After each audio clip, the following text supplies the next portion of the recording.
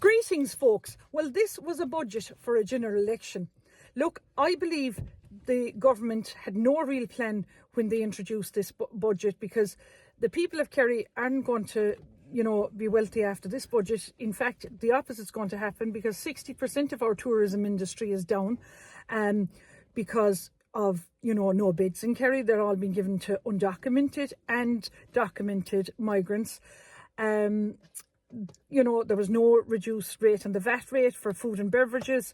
And, there was no clear plan or no future plan to bring our Irish nurses and doctors back.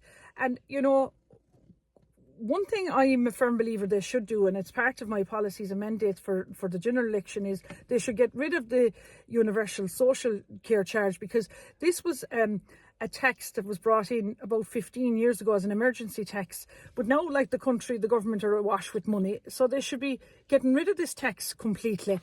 I myself, looking at the budget, what did the budget do for me? Very, very little. I suppose I'll have to wait until January to get the free HRT patch, menopausal patch. But, it's one thing giving us this HRT patch free, but there's no supply of this patch available in chemists. So what I'd like now is Micheál Martin now to hop into his car and go down to Ringaskiddy into one of the big pharmaceutical companies in there and ask them to start manufacturing the patch for us menopausal Irish women. I wondered, was there ever a shortage of Viagra for men? I've never heard that there was. But Micheál Martin and Paschal Donoghue now and Jack Chambers might clarify that to me. We see there now that parents are raging at our Minister for Education, Norma Foley, and are planning massive protests outside her office, in constituency office in Tralee, from all over the country. They do not want this curriculum introduced to be taught to their children in schools. People are enraged by what the whistleblower Mary, the teacher that's resigned, came out with. And I believe there is more astounding information going to be revealed on Friday about what Minister Foley is going to introduce to your kids' curriculum education in schools. So we now as parents need to be contacting our schools and principals and asking them to show us the books and what our children are being taught, because the books aren't coming home.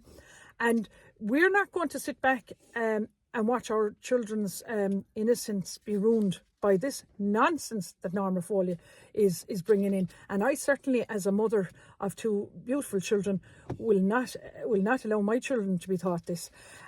We see there today that a Turkish lawyer who came to Ireland on a false passport was spared a conviction and released from Cloverhill Jail today by Judge Brennan.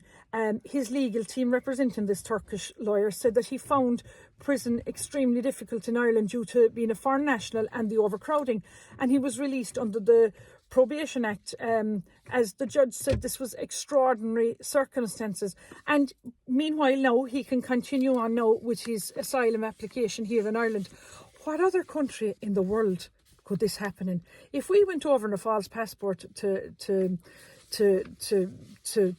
Turkey and we landed in Istanbul, we'd be turfed into prison, and God only knows what would happen to us. We'd be never heard of again. Look, we see there now that there's a lot of activity going on around Ballymullen Barracks now, with catering companies and vans going in and out doing works, and locals have contacted me to ask the question now to Roderick O'Gorman, the Pa Dailies and the Norma Foleys: are their asylum unvetted migrants going to be dropped in there in the next few nights? So you might come back so we can inform the people of Ballymullen who are residents there, who do not want unvetted migrants coming into their country. Look, I'm Michelle Keane and Keane in my county, and I'm asking ye now, the great people of Ireland and Kerry, to come out now and vote for me and get me into the All Éireann. Goramila Mahagav.